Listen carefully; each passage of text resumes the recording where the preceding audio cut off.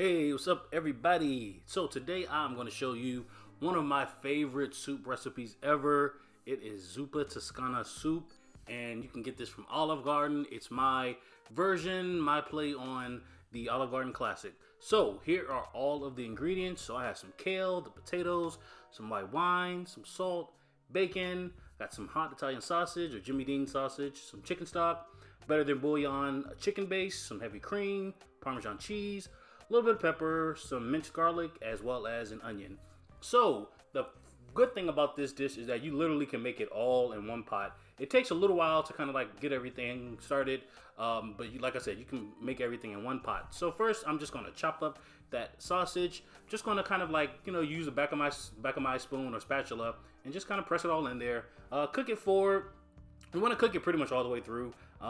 As you saw for how I cooked it, I like to have like a little bit of that crust kind of defined on the bottom. And after you finish cooking it most of the way through, you can just take it out, put it on a plate lined with some paper towel just to collect some of that excess grease.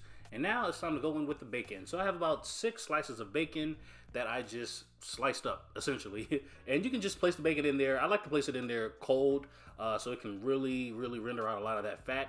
And don't worry too much about like trying to have all the bacon separated, because when it starts to cook and all of the fat comes out, it'll start to separate on its own, as you see right here. So after a few minutes, maybe 7 or so minutes of cooking on about medium heat, this is what that bacon is looking like, nice and foamy. And then, like I said, all the bacon is separated into like its individual little pieces, and you're good to go. So now take the bacon out once it's fully cooked, and we won't be adding the bacon in until the very end. So make sure you remember that. And you also don't want to have all of that bacon grease left in the pan, so you can remove all of it except for maybe a few tablespoons, maybe 2 to 3 tablespoons of that bacon grease. So then I'm going to go in with my diced up onion. That's just about 1 medium onion that I diced up, Spanish onion, white onion, whatever you want to call it. You can even use red onion. I mean, do what you want to do. And you want to just kind of sweat that onion a little bit. Don't really need to add in any seasonings at all at this part, but I like to just put my lid on for about a minute or so, just to kind of like help the sweating process along. So after about a minute or so, this is what that onion is looking like. If you see, there's a lot of fond on the bottom of that pan, but don't be alarmed. It'll be fine, because we're going to add some stock in a little bit. But first, I'm going to add in my minced garlic. So that's about three pieces of garlic. What is it called? Cloves of garlic. There we go. About 3 cloves of garlic that I minced up. And now I'm going to go in with my white wine. So about a half a cup of dry white wine. I use Chardonnay, and I just poured it in there. And as you'll see, all of that fond and crust from the bottom of the pan, which is all of the flavor from that bacon and from that sausage, is going to lift right on up.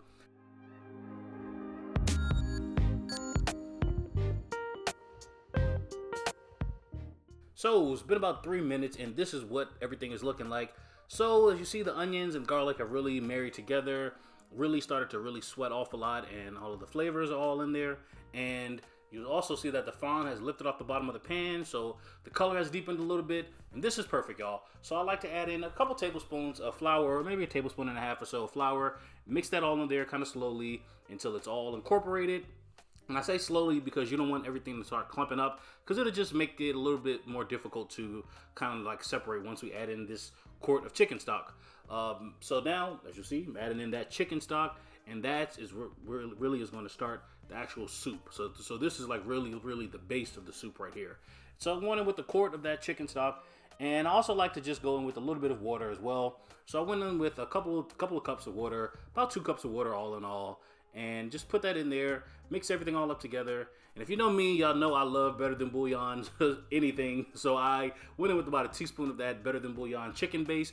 And that's also just to kind of like really make that stock taste a lot like chicken stock, because y'all know that chicken stock don't really be tasting like much.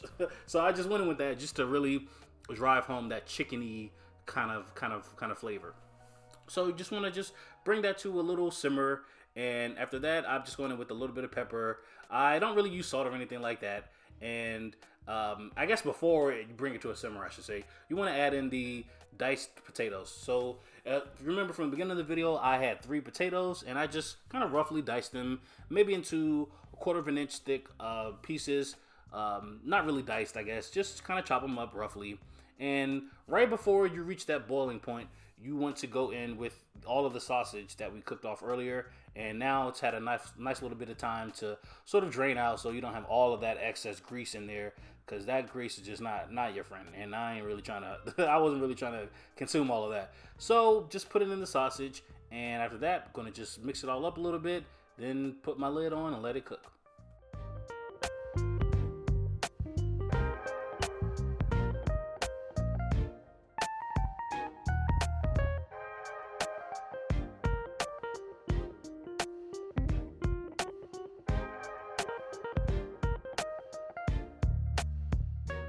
So it's been about 15 minutes and everything is nice and simmering away, and the Italian sausage is kind of started to soften up a little bit, which is perfect, which is what I wanted, which is also why I put it in at that stage. And I'm checking the doneness of the potatoes to see how they're coming along, and they're doing pretty well. And so at this point, I knew that there wasn't a lot of resistance with the potatoes, so I knew that I could go in with my chopped and washed kale.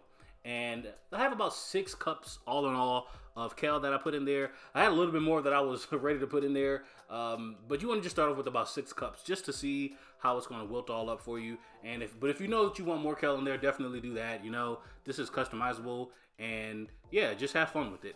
So after about 6 or 7 minutes or so, I just taking the lid off, looking and see how that kale has kind of wilted on down, because as you'll notice, I wasn't able to really mix everything up. So now was the perfect time to really mix all of the kale, the potatoes, and the sausage and everything all up together to really kind of like introduce them all together, make it one cohesive, mixed up kind of soup. And y'all, this soup right here, doesn't it look so good? And we're not quite done yet, because if you look at it, it doesn't look like the finished product that you know and love from Olive Garden. So what we're missing, we are missing that heavy cream. So before I do all of that, I want to just taste everything to make sure that we're good on all of the flavors and everything. That's an important step before you add that cream, because the cream might mask some of the flavors. So after I tasted it and everything was fine, I'm going in with my heavy cream. So I didn't use a lot. I only used about a half a cup of heavy cream in this. But if you want it a little bit more creamy, definitely go with more. And another important step, or reason I guess I should say why I added the cream at this stage, is because I didn't really want to cook that cream for too long. I wanted the finish of the dish to be really nice and bright and nice and creamy, and so therefore I just decided to add it in right at the end, right when we're pretty much finished cooking everything. And so just going to mix everything all up together, and this is what everything is looking like.